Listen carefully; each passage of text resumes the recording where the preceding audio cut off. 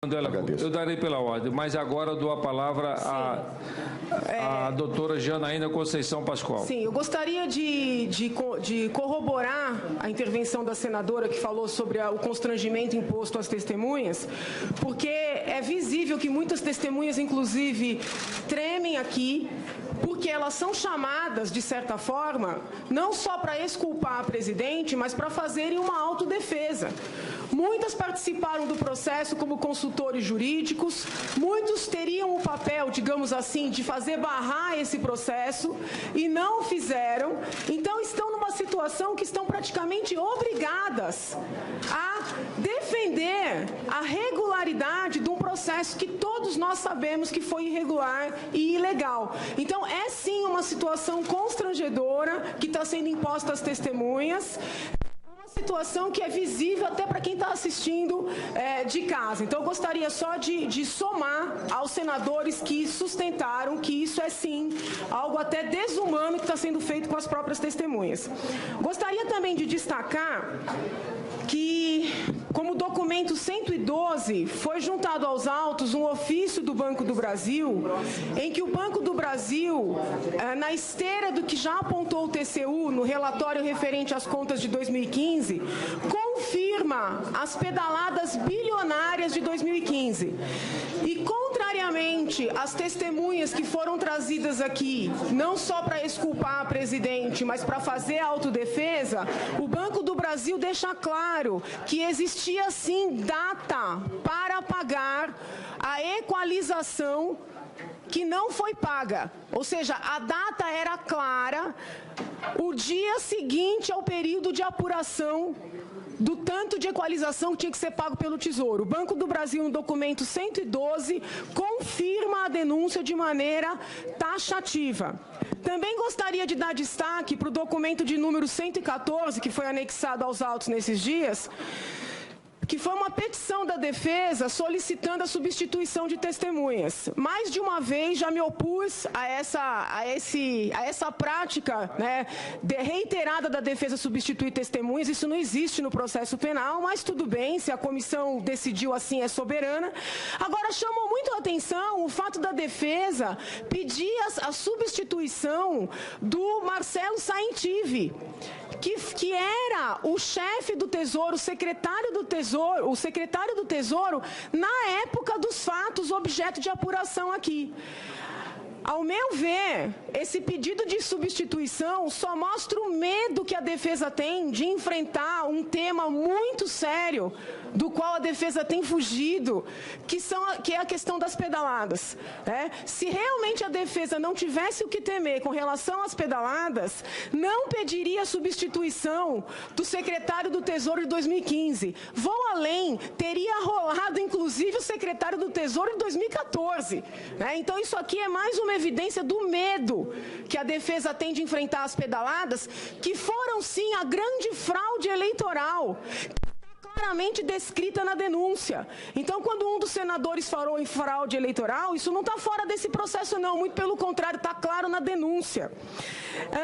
Este temor da defesa também fica muito claro numa petição que foi juntada aos autos ontem, em que a defesa solicita, documento 120, em que a defesa solicita, pura e simplesmente, o desentranhamento dos autos de documentos referentes às pedaladas ocorridas no âmbito da Caixa e do BNDES. Com relação à Caixa, ainda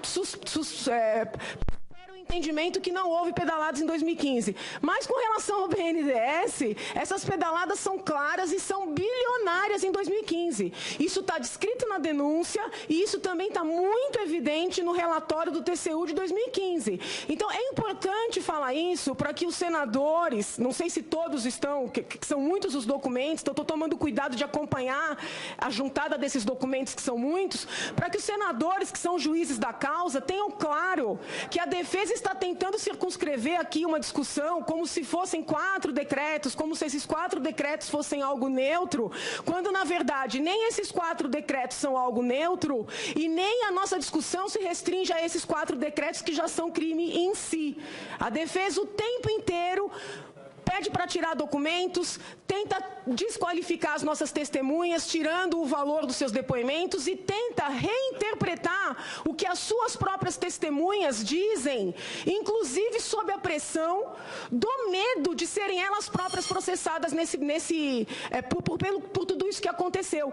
Quero destacar que muitos parlamentares do PT e do PCdoB chegaram a perguntar para as testemunhas de defesa o seguinte: não existe uma insegurança, não existe um sentimento de preocupação dos técnicos? O que é isso, com todo respeito, se não constrangimento? Isso é constrangimento, é lembrando o técnico de que se ele falar que tem crime, ele também vai ter que responder, seja por ação, seja por omissão. Muito embora eu entenda que esses técnicos estavam cumprindo ordens de quem deliberou por esconder tudo que foi feito em 2014. Pois bem, a pergunta que eu faço ao senhor é o seguinte: o senhor entrou no órgão no qual está em 2008.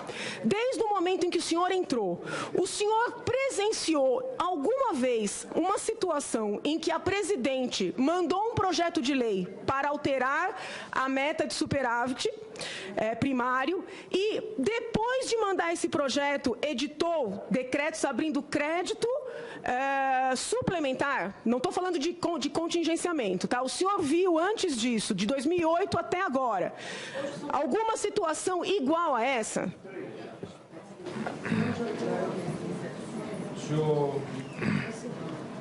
A palavra ao senhor Robson Hung, na condição de testemunha, 3 minutos. Bom, doutora Janaína, eu na verdade entrei em 2009, final de março de 2009, e desde então eu trabalhei na área de TI, então eu não participo diretamente da elaboração de nenhum ato que sai da casa. Eu participo de forma a construir o sistema que permite que esses atos sejam encaminhados até a Secretaria de Orçamento Federal, analisados, que eles respeitem as regras e até o envio deles para a Casa Civil. Eu sei, por ter lido as notas técnicas que foram elaboradas acerca desse assunto lá na Secretaria de Orçamento, que aconteceu situação semelhante em 2009, e também não é algo que faça parte do meu dia a dia, mas eu também soube que em 2009 foi até pior do que em 2015, porque em 2009, assim que o PLN foi encaminhado alterando a meta, os limites também já foram alterados, o decreto de programação orçamentária e financeira já foram alterados considerando aquele PLN. Em 2015 isso não aconteceu. O que aconteceu foi a edição de decretos que, nas suas justificativas de atendimento da meta, indicavam que a meta estava condicionada aos limites do decreto de programação orçamentária e financeira, então por isso eles não infringiam a legislação em vigência e por isso eles foram editados. E não houve nenhum tipo de alteração a maior dos limites. Que eu saiba, também não faz parte do meu dia a dia, mas pelo que eu já li, foi o contrário, foi redução durante aquele período dos limites de empenho, justamente para respeitar o atingimento da meta. Bom, se realmente essa... Perdão, pode? Minutos, por favor. 3 minutos. Obrigada. Se realmente essa situação se verificou, eu vou tentar levantar esse projeto. A verdade é que nós tivemos crime já naquele momento.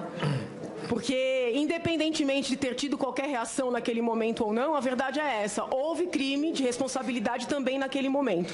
Se não tomaram providências, é porque foram coniventes com esse crime, se é que as coisas aconteceram dessa forma como o senhor está dizendo. Antes de formular a questão, no meu tempo, eu gostaria de destacar que as duas testemunhas de ontem, no lugar de refutarem a acusação, elas confirmaram a acusação. Por quê? Porque as duas foram muito categóricas ao dizer que os cortes ocorridos no Ministério da Justiça em 2015 foram muito maiores do que os cortes ocorridos em 2014. Lembrando e corroborando o que disseram as testemunhas do Ministério da Educação, segundo as quais, em 2015, houve cortes de 11 bilhões no Ministério da Educação, enquanto em 2014 houve cortes de 3 bilhões. O que isso quer dizer? Por que a acusação acha que isso é importante? Porque isso confirma né? A verdade não é nem mais a tese de que nós fomos vítimas de um golpe eleitoral, de um estelionato eleitoral, porque a presidente da República e sua equipe econômica, alguns inclusive alertaram a presidente, tem até notícias nos jornais sobre isso, eles já sabiam que era necessário fazer cortes em 2014, mas não fizeram por quê? Porque se fizessem, a presidente perderia a eleição. Então ela segurou a bomba, infelizmente a palavra é essa, para que a bomba explodisse em 2015. E agora todos nós estamos pagando as consequências, inclusive essa família que perdeu o pai, né, enforcado por ter tido que demitir 300 pais de família no dia de ontem. Então, a fraude está muito clara, né, eu não tenho dúvida sobre isso. Doutor Robson, num determinado momento o senhor falou sobre frustração nas expectativas de receita, né? Por outro lado, o senhor também comentou alguma coisa sobre o superávit na arrecadação. Como é que pode ter frustração na receita e, ao mesmo tempo, excesso de arrecadação? Eu fiquei sem compreender essa parte da sua fala. Porque todas as testemunhas que vieram aqui, elas falam muito que havia uma expectativa de receita, uma expectativa que não se confirmou. E daí toda a correria para tentar, vamos dizer assim, corrigir o que estava acontecendo. E o senhor, num primeiro momento, confirmou isso que as testemunhas disseram, por outro lado, disse que houve excesso de arrecadação. Como é que isso funciona na prática? É possível? Senhor Robson Rung, na condição de testemunha, 2 minutos. Primeiro, só queria voltar na questão de 2009. Também isso aí é resultado de uma nota técnica que a Secretaria de Orçamento Federal fez, que em 2009 o TCU se posicionou favoravelmente à gestão da meta. Então, ele analisou todos os atos administrativos que foram feitos para a gestão da meta, inclusive essa consideração do PLN que tinha sido encaminhado durante a edição dos decretos, e indicou que estava tudo correto com a gestão financeira, a gestão da meta que tinha sido realizada em 2009. Isso só reforça que o entendimento que a Secretaria estava adotando tinha sido confirmado pelo TCU até então, aquele momento em que em 2015 houve essa mudança. Reforço que eu não faço parte diretamente desse processo, estou aqui só expondo o que eu tomei conhecimento. Em relação à questão da frustração e superávit, o superávit ele é apurado no exercício anterior. O excesso é no exercício corrente. Então, você pode ter um ano anterior que aconteceu um superávit e um ano atual que está pior, e você tem frustração na projeção de receita que você fez na lei orçamentária em relação ao que está acontecendo. Você pode até mesmo ter uma receita que tem frustração e outra que tem excesso. Às vezes um órgão tem uma receita própria, por exemplo, de concurso, que teve excesso em determinado momento, numa situação em que o país está com dificuldade, mas outras receitas tiveram frustração. Isso é perfeitamente normal. Mas excesso de arrecadação e superávit são coisas separadas. A pergunta é a seguinte: pode ter excesso de arrecadação e frustração de receita ao mesmo tempo? Pode em rubricas específicas. Exatamente. Esse exemplo, por exemplo, então, do concurso. Um minuto para a testemunha agora. No caso destes decretos, o que foi que aconteceu? Porque isso não ficou claro. Quando eu falei anteriormente, eu falei na regra que o sistema ele implementa, desse controle de excesso e superávit, de verificar se existe, se pode ser usado, qual crédito vai ser usado. Eu, como não participo da elaboração dos atos concretos, eu faço o sistema que permite que eles sejam elaborados, eu não sei afirmar nesses casos concretos que estão em análise, os casos em que houve excesso, em que houve frustração. Isso eu não teria que levantar. Concluído. Um minuto.